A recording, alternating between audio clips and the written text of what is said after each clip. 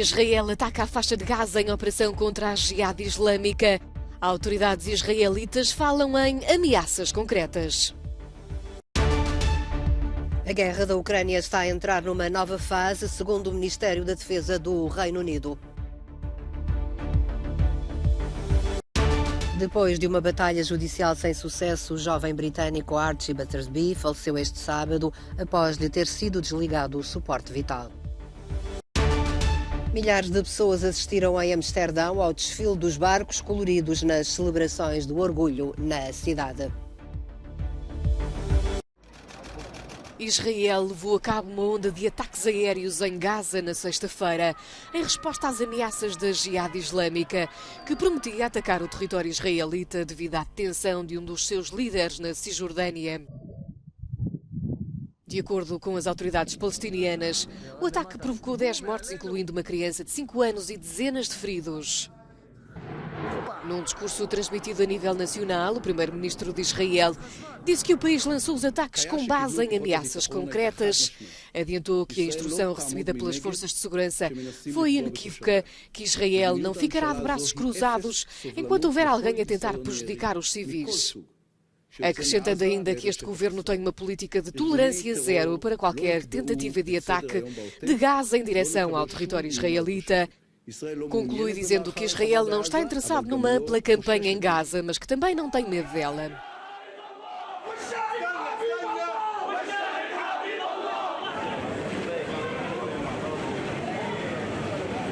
O Ministério da Saúde de Gaza não fez distinção entre as baixas civis e militantes. Já as Forças Armadas de Israel dizem que morreram 15 terroristas na operação. Taysir al-Jabari, o comandante da Jihad Islâmica para o norte de Gaza, estava entre eles. Foi a própria organização a confirmar a sua morte. Um porta-voz do exército israelita disse que al-Jabari era um alvo deliberado e responsável por múltiplos ataques contra Israel.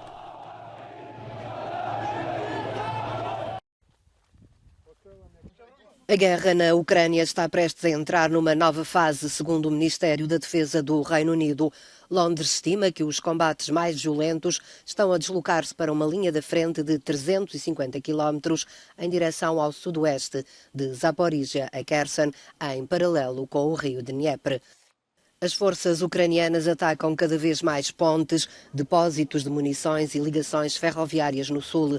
As forças russas estão a concentrar-se massivamente no sul, na expectativa da contraofensiva ucraniana.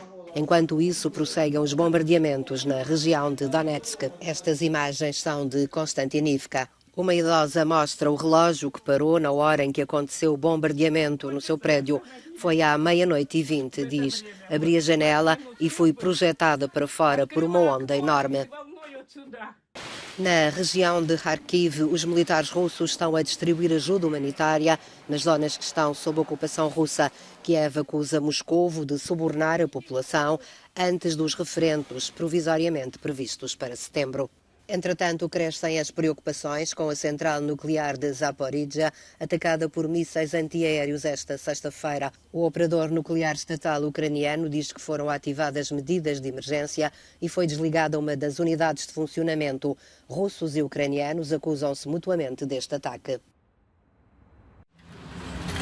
Apesar da guerra e mesmo se a idade já não permite muitos esforços, são muitos os séniores do leste da Ucrânia que não têm medo de percorrer todos os dias as estradas da região e as ruas das localidades, usando o meio de transporte que sempre usaram, a bicicleta.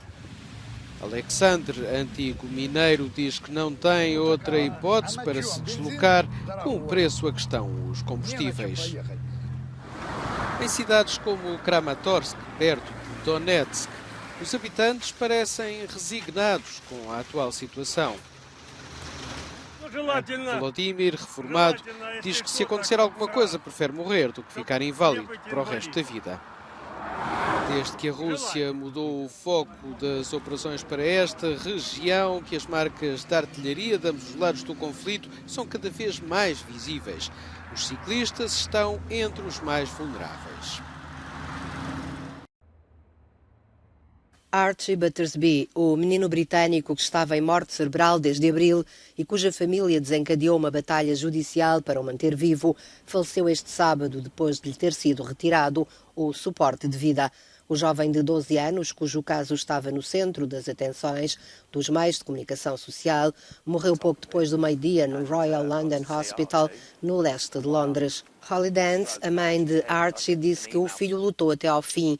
Quero dizer que sou a mãe mais orgulhosa do mundo. Era um belo rapaz. Lutou até ao fim e eu estou tão orgulhosa de ser sua mãe. Archie estava em morte cerebral desde 7 de abril, quando foi encontrado inconsciente em casa, com uma corda amarrada à volta da cabeça, e pensa-se que possa ter sofrido um acidente enquanto participava num desafio viral nas redes sociais. Para além dos tribunais britânicos, a família chegou a recorrer também ao Tribunal Europeu dos Direitos do Homem. A cidade de Hiroshima, no Japão, assinala este sábado os 77 anos do lançamento da bomba atómica, o primeiro ataque nuclear na história.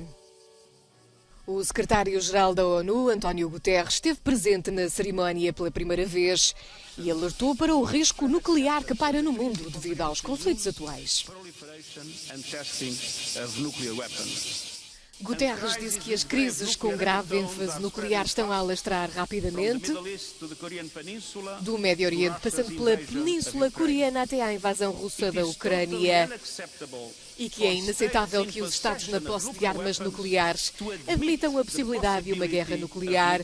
Deixa uma mensagem simples no final: tirem a opção nuclear de cima da mesa, definitivamente. A 6 de agosto de 1945, às 8h15 da manhã, os Estados Unidos lançaram uma bomba atómica sobre Hiroshima, matando quase 140 mil pessoas. Conhecido por alimentar polémicas, notícias falsas e teorias da conspiração, Alex Jones, o dono e animador do site Infowars, foi condenado a pagar uma indemnização de quase 50 milhões de dólares à família de uma das vítimas mortais do tiroteio de Sandy Hook, no Texas. Jones tinha alegado que o massacre foi uma mentira orquestrada pelo governo norte-americano. O governo francês criou uma equipa de crise para enfrentar uma seca como há muito não se via, que deixou mais de 100 municípios com falta de água potável. Os caminhões estão a levar água para estas zonas, pois não há mais nada nas condutas. Segundo diz o ministro da Transição Ecológica, Christophe Béchu, o uso de água está a ser restringido em 93 departamentos. Diz o ministro, encontramos-nos num contexto que já não corresponde a qualquer hábito. Nunca vivemos uma seca como esta e a má notícia é que, tanto quanto podemos ver, não há razão para pensar que vai parar. Até as folhas das árvores mudaram de cor por culpa do calor no Parque Puy de Chaumont, em Paris. A onda de calor que assola o país desde junho fez com que árvores e arbustos tenham perdido as folhas mais cedo, criando uma cena que parece outonal. Em Roma, residentes e turistas tentam arrefecer-se nas muitas fontes espalhadas pela cidade.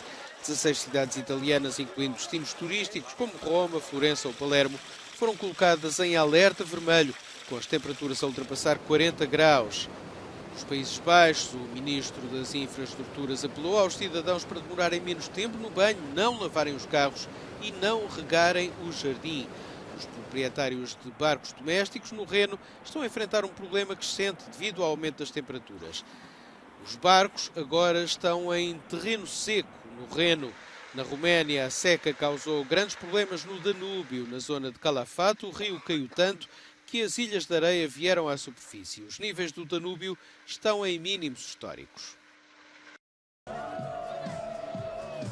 Centenas de milhares de espectadores juntaram-se ao longo dos canais históricos de Amsterdão para celebrar a Canal Parade, uma flotilha do orgulho, porque continua a ser necessário lutar pelos direitos da comunidade LGBTQI. Ainda é necessário, basta olhar para os incidentes deste ano, incluindo em Amsterdão. As pessoas são recusadas por causa da aparência. Nos restaurantes dizem-lhes que a cozinha está fechada, não se pode comer, enquanto outras pessoas estão a ser servidas. Portanto, sim, ainda é necessário, mesmo em Amsterdão. Não só aqui, também noutros lugares da Holanda. Sim, o orgulho é muito necessário.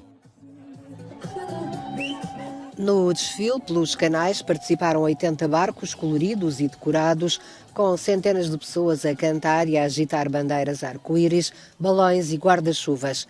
Este desfile foi o ponto alto da 25ª edição do evento Pride, que decorre durante 9 dias em Amsterdão.